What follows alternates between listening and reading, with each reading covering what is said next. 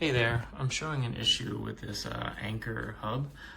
As you can see, I have a USB regular A dongle for my Logitech MX keys and MX Master Mouse, and I have power delivery plugged in. I have a HDMI cable that's rated for like 8K and a USB 3.0 external webcam. And the HDMI is connected to this 32-inch 4K monitor. I'm trying to show that, so being pretty close to the dongle, moving my mouse, I'm able to, it's good connection, but as soon as I move it a little bit further away, I get lag.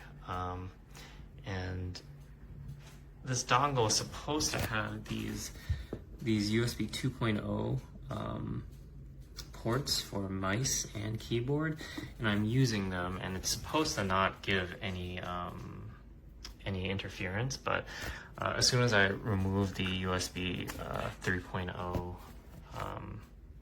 webcam, I have my freedom again. I'm able to move very smoothly. So unfortunately, if you use a dongle, it's going to be a problem for you.